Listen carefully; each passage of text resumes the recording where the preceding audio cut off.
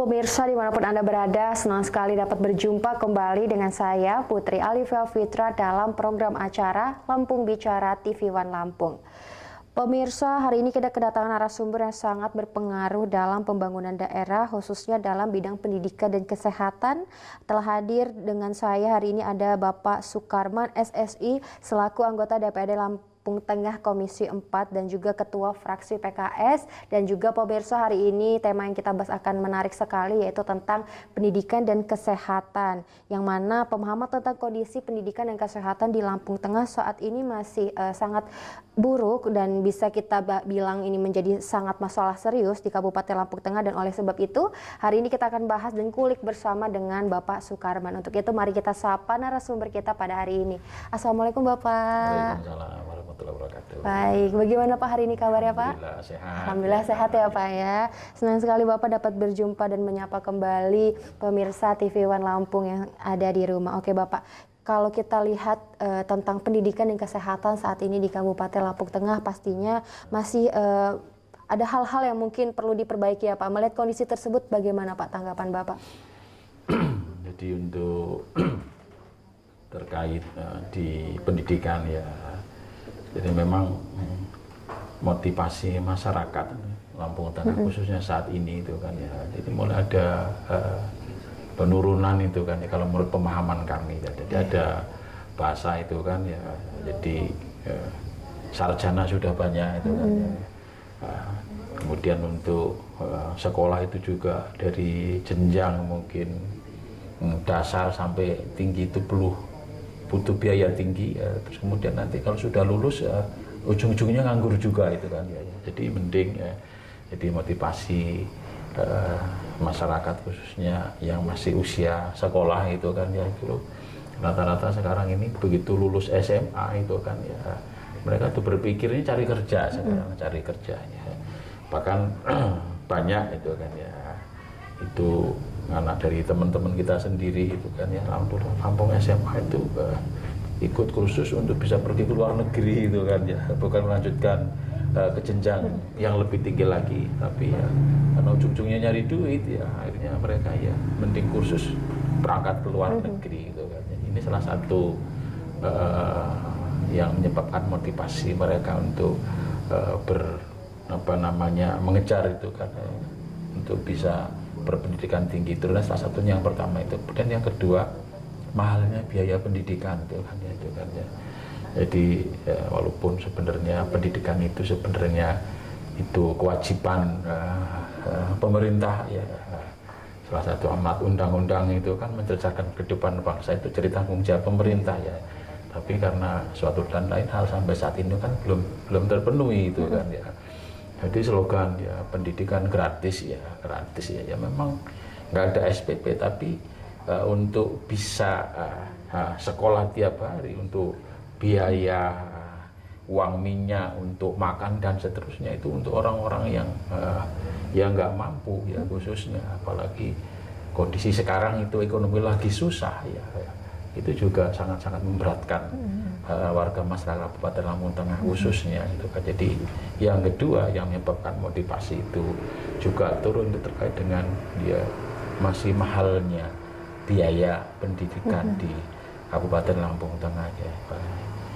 Jadi itu dua faktor utama yang menyebabkan motivasi masyarakat kita untuk mengejar cita-cita sampai mungkin S1, S2 dan seterusnya itu jadi turun. Itu salah satunya ya, dua hal yang saya sampaikan tadi itu kan ya, seperti itu. Iya, ya.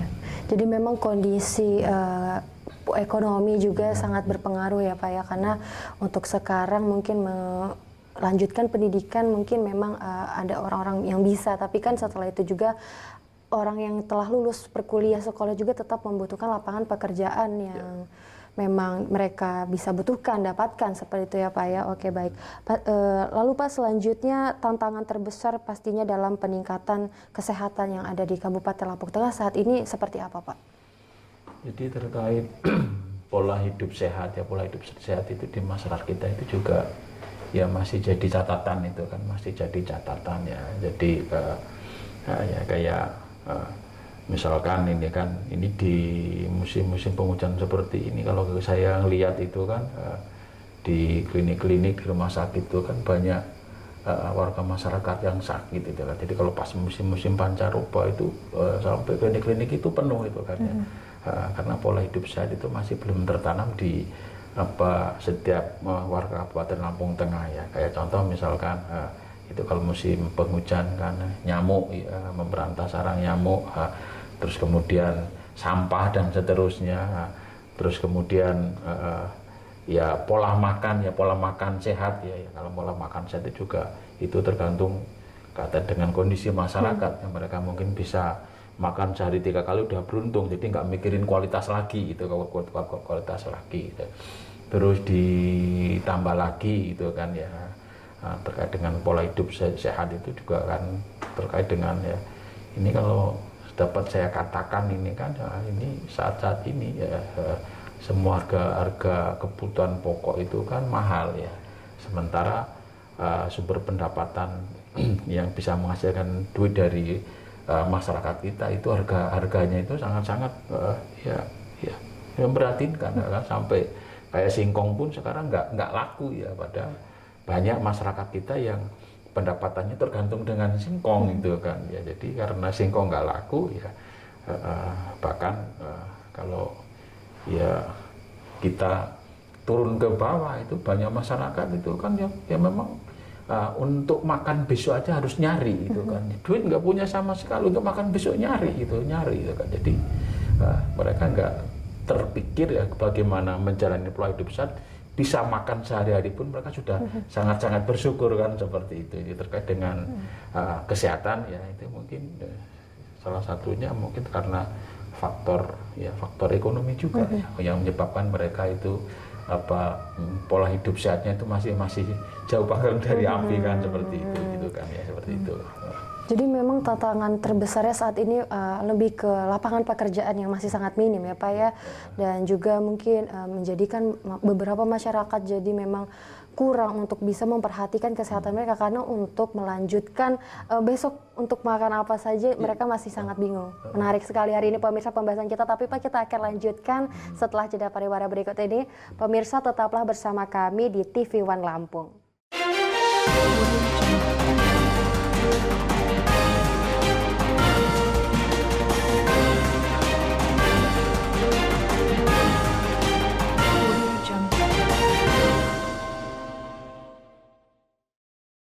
Membedah informasi dengan ketajaman analisa. Sudah jelas maknanya apa yang disampaikan oleh Presiden Prabowo Subianto. Pak Prabowo itu paham geopolitik. Menghadirkan pandangan para pengamat dan ahli. Kalau Israel marah sama Iran karena Iran mendukung Palestina kan, akan menghancurkan tempat nuklir Iran di sana kan. Kalau itu terjadi, Iran juga udah punya nuklir. Akan terjadi perang dunia kan. Apa kabar Indonesia Malam live di TV One. Rangkuman berbagai kabar terbaru. Mendapat serangan bertubi-tubi, Iran membalas serangan Israel. Dari hari ini sampai seterusnya Iran akan membalas dengan balasan yang cukup keras. Ragam berita hangat, peristiwa skala nasional maupun internasional. Puluhan warga Palestina tewas terbunuh oleh serangan tentara Zionis Israel saat... Rangkuman berita yang mengemuka di sepanjang hari. Tentara Zionis Israel kembali menembaki warga Palestina yang sedang mengantre bantuan di pusat distribusi bantuan di Gaza. Melengkapi kebutuhan informasi. Manajer Manchester City Pep Guardiola memberikan pidato emosional tentang penderitaan di Gaza setelah menerima gelar kehormatan. It's so painful what we see in Gaza. Kabar hari ini hanya di TV One. Rangkuman berbagai kabar terbaru. Mendapat serangan bertubi-tubi, Iran membalas serangan Israel.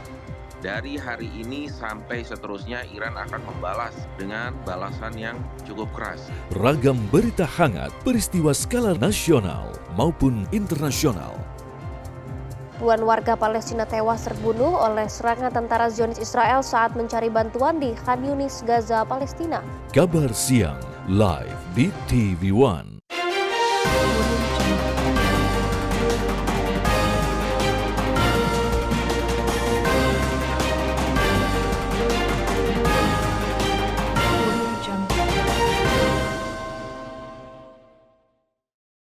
Terima kasih pemirsa, Anda masih bersama kami dalam program acara Lampung Bicara TV One Lampung. Masih bersama dengan narasumber hebat kita hari ini, ada Pak Sukarman. Bapak kembali menyapa pemirsa TV One Lampung. Tadi sudah banyak sekali yang kita bahas ya Pak ya, terkait dengan bagaimana kondisi kesehatan dan juga pendidikan masyarakat Kabupaten Lampung Tengah saat ini. Tapi Pak, kita juga lebih menggali lagi Pak terkait dengan apa saja sih Pak infrastruktur yang memang saat ini telah diproses oleh pemerintah daerah, khususnya untuk daerah-daerah terpencil Pak, yang memang jarak untuk bisa mendapatkan fasilitas ke rumah sakit daerah cukup sulit seperti itu Pak. Sebenarnya untuk di Kabupaten Lampung Tengah itu kan ya, untuk puskes itu kan untuk di setiap kecamatan itu sudah ada itu kan ya. Bahkan untuk klinik gitu kan, klinik itu kan di Kabupaten Lampung Tengah itu kan ini perkembangannya juga udah ya sangat menggembirakan ya, seperti menjamur lah hampir di setiap bahkan kampung sekarang tuh ada klinik-klinik seperti itu kan. Cuman kendalanya itu kan untuk berobat ke klinik gitu kan, itu kan memang biayanya itu sekarang juga nggak murah gitu kan ya. Kalau dulu mungkin berobat ke mantri, ke bidan, ke klinik mungkin 50.000, tapi sekarang kalau bawa duit 100.000 aja masih mikir itu kan, ya. Jadi kalau infrastruktur kesehatan sebenarnya kalau di Lampung Tengah itu kan kita nggak melihat adanya daerah terpencil sehingga susah untuk mendapat layanan kesehatan, tapi biaya berobat mandiri terutama itu yang masih dirasakan mahal ya, walaupun sebenarnya nggak mahal, tapi karena pendapatan petani yang nggak ada, ekonomi mereka sulit ya, walaupun taruhlah 100.000, 70.000, tapi bagi mereka yang nggak punya duit itu jadi memberatkan ini ya. ini yang pertama. Kemudian yang kedua itu kan ya, tadi terkait layanan kesehatan di Kabupaten Lampung Tengah, sebenarnya itu pemerintah Kabupaten Lampung Tengah itu sudah menyiapkan anggaran yang cukup gede ya untuk melayani masyarakat, terutama masyarakat yang tidak mampu lewat BPJS yang nggak berbayar melalui program PBID, penerima bantuan iuran daerah gitu kan ya. Tapi ya lagi-lagi gitu, karena pemahaman masyarakat mungkin yang masih minim gitu kan ya, yang masih minim ya. Itu walaupun ada layanan seperti itu masyarakat Lampung Tengah itu kalau nggak mentok, nggak kepepet pas lagi sakit, mereka nggak mau akses program itu. Jadi kalau pas lagi sakit ya udah darurat, nggak punya duit, baru nanti kepala kampungnya nanti datang ke kita itu kan, minta tolong seperti itu gitu kan ya. Oke, jadi memang itu juga tadi tantangannya literasi dari masyarakat juga ya Pak ya, terkait dengan adanya program, tapi mungkin masyarakat tidak cepat atau update terhadap program yang sudah disediakan ya Pak ya. Lalu Pak, kalau kita bicara tentang program, pastinya Bapak sendiri mempunyai program prioritas tersendiri ya Pak ya, terhadap dengan kesejahteraan masyarakat di kawasan atau lingkungan Bapak. Nah, sejauh ini sudah ada program apa saja Pak yang memang sudah dijalankan? Jadi karena melihat kondisi perekonomian masyarakat yang menurut kami itu masih sangat-sangat memprihatinkan ya, makanya saya membuat rumah inspirasi ya. Rumah inspirasi ini khusus bergerak di bidang pemberdayaan ekonomi masyarakat gitu kan ya. Itu yang terbaru itu kan ya. Kami sudah 7 tahunan tuh mengadakan riset tentang ayam itu kan ya, penyilangan ayam itu kan, ayam kampung kita silangkan dengan ayam Bangkok, anaknya kita silangkan lagi dengan ayam Brahman, anaknya kita silangan lagi dengan ayam Burma, anaknya lagi dengan ayam Pelung. Kita sudah punya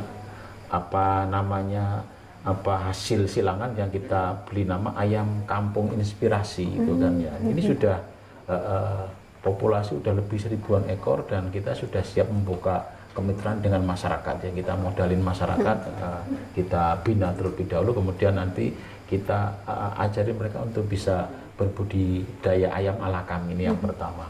Kemudian yang kedua itu kan ada industri sabun cuci piring gitu kan ya. Kita dari 2017 masih komit karena sabun cuci piring itu merupakan satu kebutuhan pokok kita yang harus ada di dapur ya. Kita ajari masyarakat untuk bisa memproduksi sabun cuci piring sendiri itu kan ya, dan itu kalau memang dijalani itu bisa menghemat lipatan kali itu kan ya. Kalau kita beli sabun-sabun yang ada di seputaran kita itu 1 liternya bisa 25.000, kalau kita buat sendiri kualitasnya nggak kalah, itu paling modalnya cuma 5.000 gitu kan ya. Ini yang pertama, industri sabun cuci piring. Terus kemudian kelompok-kelompok ternak ya, saya nggak bosan-bosan buat kelompok-kelompok ternak ya. Dari 2017 itu kelompok ternak kami udah banyak sekali yang dapat bantuan dari pusat gitu kan ya. Bahkan yang terbaru ini kan kelompok ternak kami dapat bantuan dari APBD Kabupaten Lampung Tengah itu kan ya, satu kelompok itu nggak kurang dari 75 juta, itu ada 10 kelompok itu kan ya. Ini lagi proses buat proposal itu kan ya. Kemudian di anggaran perubahan ini ada 5 kelompok yang masing-masing dapat 50 juta untuk beli kambing itu kan ya. Terus kemudian yang berikutnya kita juga punya program itu yang lagi tenar saat ini, Lampung Tengah Hijau ya. Lampung Tengah Hijau dulu itu kita punya program itu cuma untuk pekarangan ya. Tapi sekarang karena singkong harganya lagi nggak bersahabat ya, Lampung Tengah Hijau kita fokuskan untuk coklat Sulawesi gitu kan ya. Jadi untuk masyarakat Lampung Tengah yang mau bermitra dengan kami, nggak punya modal ya, bibit nanti kita pinjemin ya, kita pinjemin, bayar nanti kalau udah panen 2 tahun yang akan datang gitu kan ya. Ini program ini lagi blooming itu di wilayah Dapil 2 di Bumi Nabung, di Putra Rumbia. Ini kita udah sampai saat ini udah nanam lebih dari 20.000 batang di sana itu kan coklat Sulawesi. Itu harapan kami itu jadi solusi nanti saat singkong nggak laku, mereka punya alternatif nanam coklat Sulawesi itu kan. Jadi itu beberapa program, di samping masih banyak, ada lumbung pangan, ada minimarket kampung, terus kemudian ada kelompok wanita tani yang jadi binaan kami. Tapi itu beberapa program unggulan yang saat ini lagi blooming, termasuk tadi Lampung Tengah Hijau yang seperti itu gitu kan. Oke, menarik sekali Pak Birsa. Ternyata Bapak program ini adalah salah satu program yang Bapak canangkan untuk memberdayakan masyarakat ya Pak ya.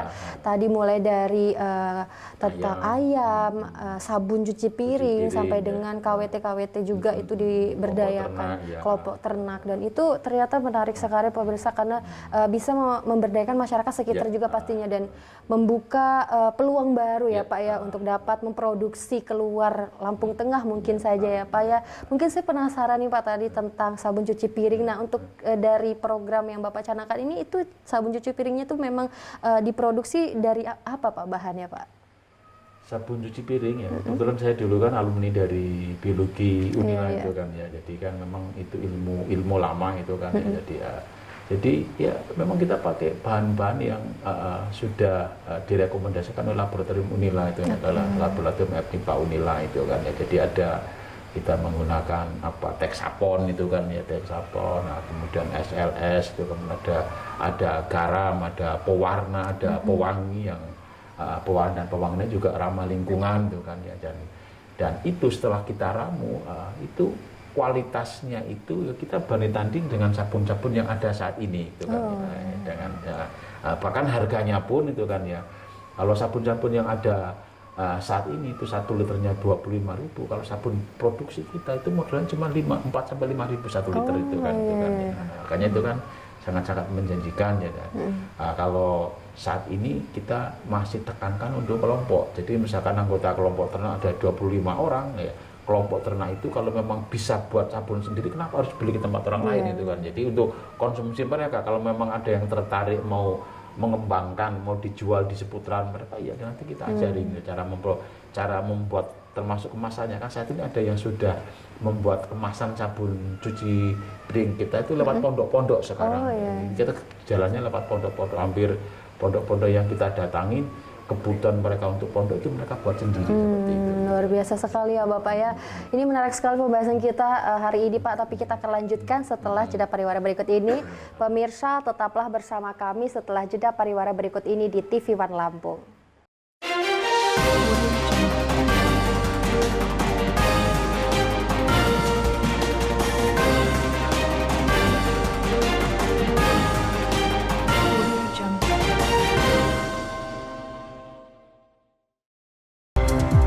Rangkuman berbagai kabar terbaru.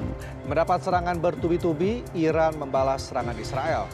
Dari hari ini sampai seterusnya Iran akan membalas dengan balasan yang cukup keras. Ragam berita hangat, peristiwa skala nasional maupun internasional. Ribuan warga Palestina tewas terbunuh oleh serangan tentara Zionis Israel saat mencari bantuan di Khan Yunis, Gaza, Palestina. Kabar siang live di TV One. Rangkuman berita yang mengemuka di sepanjang hari. Tentara Zionis Israel kembali menembaki warga Palestina yang sedang mengantre bantuan di pusat distribusi bantuan di Gaza. Melengkapi kebutuhan informasi. Manajer Manchester City Pep Guardiola memberikan pidato emosional tentang penderitaan di Gaza setelah menerima gelar kehormatan. It's so painful what we see in Gaza. Kabar hari ini hanya di TV One. Rangkuman berita yang mengemuka di sepanjang hari. Tentara Zionis Israel kembali menembaki warga Palestina yang sedang mengantre bantuan di pusat distribusi bantuan di Gaza. Melengkapi kebutuhan informasi. Manajer Manchester City Pep Guardiola memberikan pidato emosional tentang penderitaan di Gaza setelah menerima gelar kehormatan. It's so painful what we see in Gaza. Kalau Israel marah sama Iran karena Iran mendukung Palestina kan, akan menghancurkan tempat nuklir Iran di sana kan. Kalau itu terjadi, Iran juga udah punya nuklir. Akan terjadi perang dunia kan. Apa kabar Indonesia Malam live di TV One.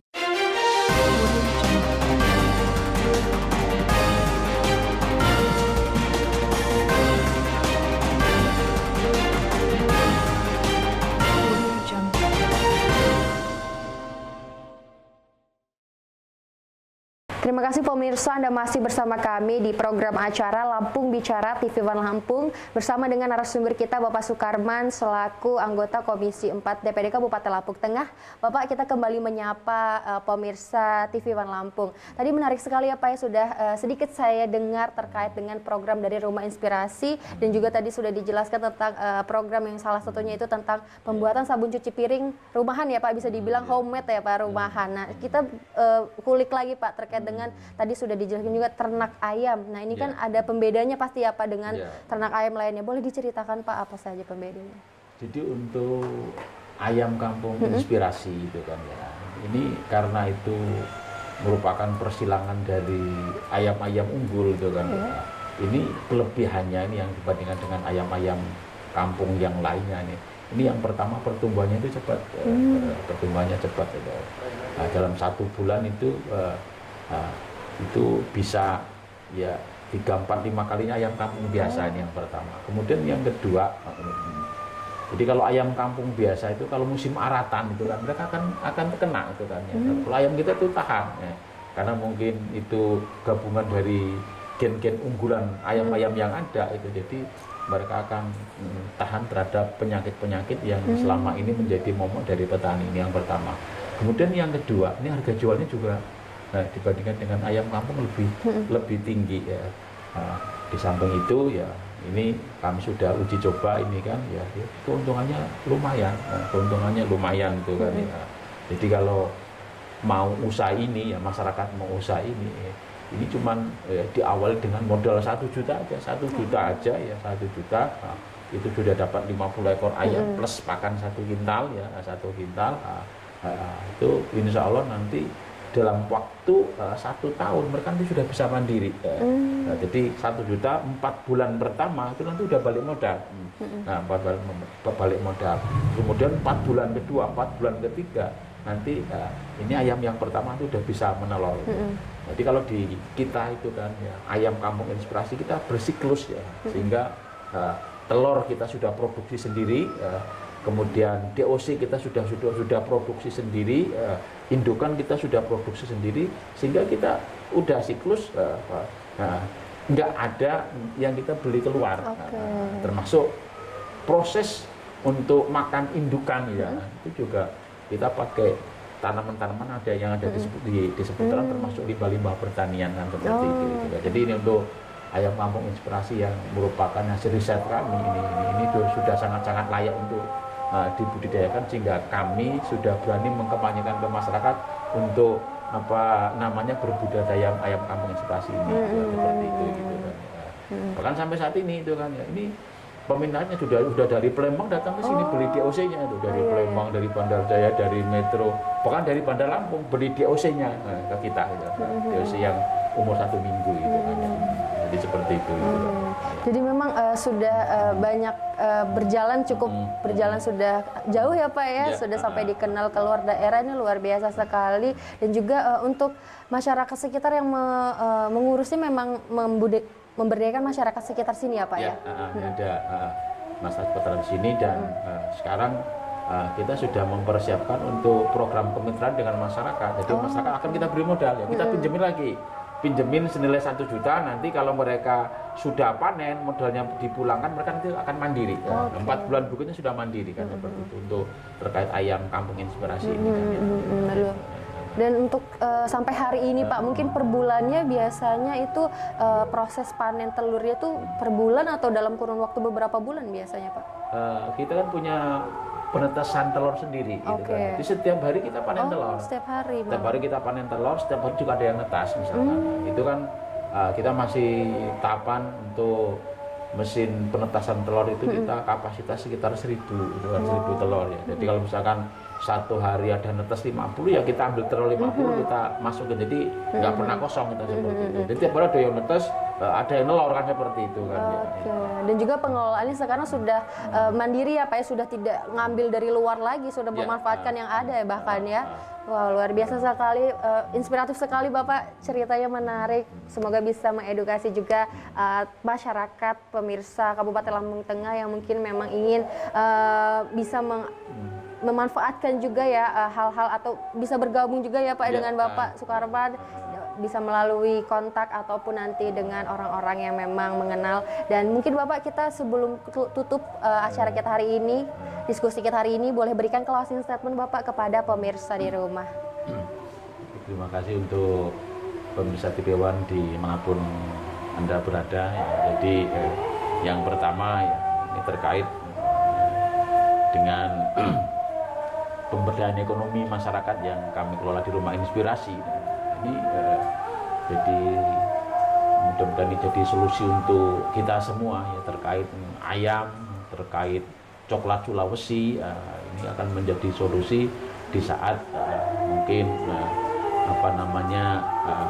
tanaman-tanaman lain seperti singkong yang saat ini kita punya itu harganya itu sangat-sangat tidak bersahabat dengan kita ya. Jadi kita mungkin bisa beralih ya, seperti yang disarankan oleh Pak Bupati kita, kalau memang singkong nggak menjanjikan lagi di Lampung Tengah itu kan sebenarnya nggak cuma bisa ditanamin singkong, tapi masih bisa tanaman-tanaman yang lain, salah satunya coklat Sulawesi. Itu sangat-sangat menjanjikan sekali, setahun setengah juga bisa panen. Terkait ayam inspirasi ya, itu juga sangat-sangat menjanjikan karena kami sudah 7 tahun melakukan riset dan saat ini kami sudah tiap minggu kita sudah bisa panen ya, tiap minggu sudah bisa panen ya.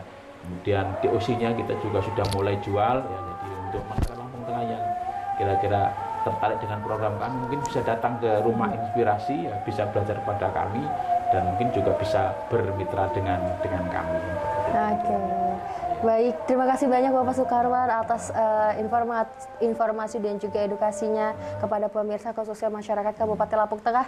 Sehat selalu ya Pak ya, semoga sukses selalu programnya untuk dapat lebih memberdayakan lagi masyarakat banyak di luar sana ya Pak ya.